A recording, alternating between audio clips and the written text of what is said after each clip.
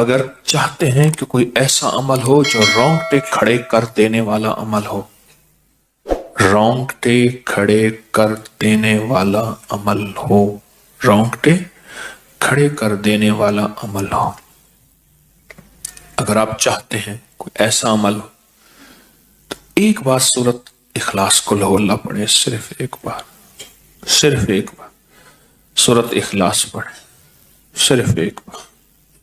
اور جب پہنچے نا اللہ الصمد قل هو اللہ احد اللہ الصمد. میں یہاں بھونٹ پورا میں کچھ دن رہا اور ایک صاحب میرے پاس آئے، مجھ سے کہنے لگے کہ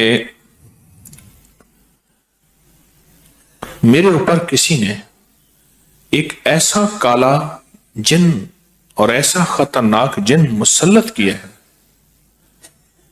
کہ جو میں آنکھوں سے دیکھتا ہوں اور میری بیوی آنکھوں دیکھتی ہے، بچوں کو نظر نہیں آتا، کوئی گھر میں آئے اس کو نظر نہیں آتا، میں آنکھوں میں دیکھتا ہوں. کہنے لگا ایسے دیوار کے اندر چلا جاتا ہے، پھر دیوار سے باہر نکل آتا ہے، چھت کے اندر جاتا ہے اور چھت پھٹتی محسوس ہوتی ہے.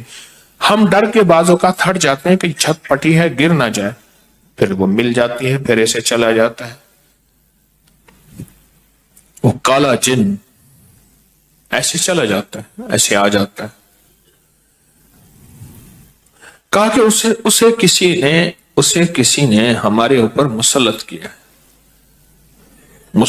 ہے. ان کے کچھ مسائل تھے، کوئی آپس میں مسلط کیے اور کہا کہ وہ جن ایسا ہے ہمیں عبادت نہیں کرنے دیتا، تسبیح نہیں کرنے دیتا، وظیفے نہیں کرنے دیتا، اعمال نہیں کرنے دیتا، ہمارا منہ بند کرتا ہے. مجھے آج بھی اس بندے کے الفاظ یاد ہیں. 2 اس کے ساتھ بوڑھی خواتین تھیں، ایک بہن تھی، ایک بیوی تھی، بیچارہ حالات کا ستایا مارا ہوا، کچھ 60 65 کے 70 کے قریب اس کی عمر تھی. کہنے لگا کہ جب میں قل ہو اللہ پڑھتا ہوں تو اس کی گرفت ڈھیلی پڑ جاتی ہے، اور جب میں پڑھتا ہوں نا اللہ الصمد، تو کہا کہ اللہ الصمد پڑھتے ہی وہ ایک دم دور ہو جاتا ہے، ایسے جیسے کسی چیز کو کوئی دھکا دے اور وہ چیز دھکے سے ایک دم دور ہو جائے. اللہ الصمد ایک دم وہ دھکے سے ایک دم کوئی دور ہو جائے. کہا کہ ایسے ہی ہوتا ہے اللہ الصمد. اور کہا کہ بس یہی وظیفہ جو ہے، کہا کہ مجھے مفید ہوا ہے، موافق ہوا ہے یہی وظیفہ. اور کہا کہ بس اب میں صرف یہی وظیفہ پڑھتا ہوں. مجھ سے کہنے لگا آپ مجھے کوئی وظیفہ بھی دیں گے نہیں پڑھنے دیں گے، یہی اگر اجازت دے دیں. تو میں نے کہا اس سے بڑھ کے اسم اعظم کون سا ہے، اس سے بڑھ کے پرتاثیر چیز کون سی ہے. میں آپ کو یہی وظیفہ دے دیتا ہوں، آپ اسی وظیفے کو پڑھیں. پھر میں نے اس کو ایک ترکیب بتائی، آپ کو ہی بتاتا ہوں، شاید میں زندگی میں پہلی دفعہ بتا رہا ہوں یا پہلے بتائی ہوگی، جہاں تک میری یادداشت ہے پہلی دفعہ بتا رہا ہوں. یہ نہیں کہ چھپاتا ہوں، دعویٰ تو پھر بھی نہیں کر سکتا، بھول جاتا ہوں پھر یاد آتی ہے بازو کا. اب وہ چیز آپ کو عرض کر رہا ہوں. میں نے اسے کہا صرف ایک دفعہ سورۃ اخلاص پڑھ، اول آخر 3 دفعہ درود شریف. رونگٹے کھڑے کر دینے والا عمل، اس کا نام جو میں نے سال سے رکھا ہے رونگٹے کھڑے کر دینے والا عمل. حدیث میں آتا ہے، مفہوم ہے کہ جب بندے کی اضطراری کیفیت ہوتی ہے، بے چین، بے قرار، پریشان ہوتا ہے، مضطر، اس وقت عرش الہی ایک دم میں حرکت میں آتا ہے، رحمت متوجہ ہوتی ہے اور اللہ کا عرش ہل جاتا ہے. رونگٹے کھڑے کر دینے والا عمل، ایسا عمل جس میں انسان جو ہے بس ایک پل میں ایسے بے چین بے قرار ہو. اس کی ترکیب یہ ہے کہ والا کر درود پاک 3 بار، ایک دفعہ سورۃ اخلاص پڑھیں، اور پڑھ کے جب اللہ الصمد پہ پہنچے نا تو اس کو ہلکا ہلکا دل میں دہرائیں، اللہ الصمد اللہ الصمد، دہرائیں، توجہ سے دہراتے جائیں. پہلے الفاظ آتے ہیں غور سے سنیے گا، پہلے الفاظ آتے ہیں، پھر کیفیات آتی، پہلے الفاظ آتے ہیں پھر کیفیات آتی ہیں، پہلے الفاظ آتے ہیں۔ انسان پہلے الفاظ سے، بچہ نا، اسی بچے کو آپ ایسے لوگوں میں، بچے کو ایسے لوگوں کے ساتھ پلنے کے لیے جو بول نہیں سکتے، بچہ کبھی نہیں بولے گا، ہوں ہاں کرے گا، کرے گا، بول نہیں سکے گا، کیونکہ بچہ الفاظ چنتا ہے پھر وہ الفاظ بولتا ہے۔ پہلے الفاظ ہوتے ہیں۔ کسی نے پوچھا، حضرت میرا دل ذکر نہیں کرتا، بس زبان سے کرتا ہوں۔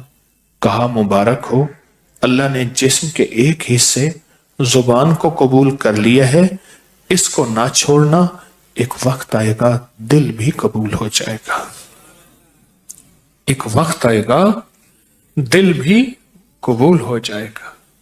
اس زبان والے ذکر کو نہ چھوڑنا، ایک وقت آئے گا دل بھی قبول ہو جائے گا۔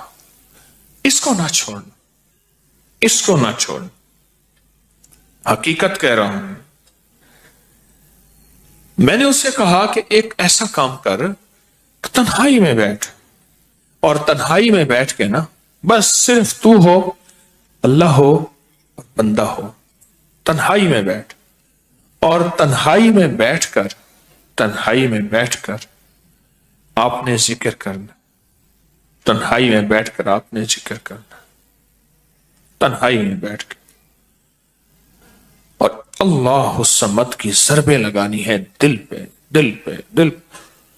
پڑھنی صرف ایک دفعہ سورۃ اخلاص ہے، اور جب دیکھیں نا رونگٹے کھڑے ہو گئے ہیں، اور انگ انگ میں سے آنسو بہنا شروع ہوئے ہیں، آنکھوں سے، آنسوں سے، اور دل سے، اور کیفیات سے، ہر جسم کا حصہ اللہ کی طرف متوجہ ہو گیا ہے، ہر دل کا حصہ، ہر جسم کا حصہ، ہر رگ رگ رگ رگ رگ رگ اللہ کی طرف متوجہ ہو گئی ہے۔ تو پھر اللہ کے ساتھ تعلق بنا، اور اپنی مراد، اپنی آس، اپنی امید اللہ کے سامنے پیش کر، اپنی مراد، اپنی آس، اپنی امید اللہ کے سامنے پیش کر، اور اللہ الصمد کو دوہرا دوہرا دوہرا دوہرا دوہرا۔ یہ جو جنگلوں میں کہتے ہیں چلا کیا فلاں بابا جی نے، پہاڑوں کی غاروں میں چلا کیا فلاں بابا جی نے، کنووں کے اندر چلا کیا، ابھی بھی ایسے کنویں موجود ہیں جس کے نیچے اتر کے پانی بھرتے تھے، اس کو ہمارے برے صغیر کی زبان میں باولی کہتے ہیں، اس میں نیچے جا کے پانی بھرتے تھے۔ میں نے بخارا کے اندر دیکھا، اور کئی جگہ دیکھا، ٹھٹھا میں بھی ابھی وہ ہیں، ٹھٹھا میں لیکن خشک ہو چکے ہیں، نیچے جا کے پانی بھرنا، ان کنووں کی گہرائیوں میں جا کے، تنہائیوں میں بیٹھ کے، خشک کنووں میں اللہ الصمد اور ذکر۔ اس کی وجہ اندر تنہائیوں میں، یا پھر کیا کیا، کہا کہ روئی کو تھوڑا سا گیلا کر، اور پیسی ہوئی کالی مرچیں اس میں ملا، اور کانوں میں ڈال کہ کوئی آواز کانوں تک نہ پہنچے۔ میری اماں رحمت اللہ علیہ کے پاس طوطا تھا، تو اس طوطے کو کلمہ پڑھاتی تھی، رات کو پڑھا پڑھا کے نا اس کے کانوں پہ موم لگا دیتی تھی، میں نے خود دیکھا، کانوں پہ موم لگا دیتی تھی کہ ساری رات اس کے کانوں میں، ساری رات اس کے کانوں میں اور کوئی آواز نہ جائے۔ جاگ رہے؟ اور کوئی آواز نہ جائے۔ اچھا، ایسا کرتے رہے کرتے رہے، میں نے خود دیکھا کچھ عرصے کے بعد اس نے کلمہ پڑھنا شروع کر دیا۔ ایسے ہی ہم اگر مشق کر لیں، جانور کی مشق ہو جائے تو اس کو کلمہ زبان پہ آ جاتا ہے۔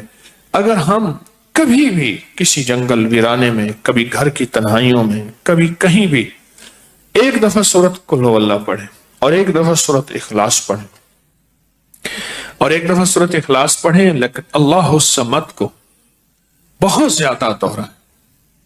اصل میں اللہ میں نقطہ نہیں، صمد میں نقطہ نہیں، یہ حروف صوامت ہیں، یہ بے نقطہ حروف ہیں، اور ان بے نقطہ حروف میں بہت طاقت بھی ہے، بہت تاثیر بھی ہے، بہت کمال بھی ہے۔ اللہم اغفر لی ولوالدی وللمؤمنین والمؤمنات والمسلمین والمسلمات۔ آپ اس وظیفے کو اٹھائیں، اس میں ذرا چنیں کہ بے نقطہ حروف کتنے ہیں۔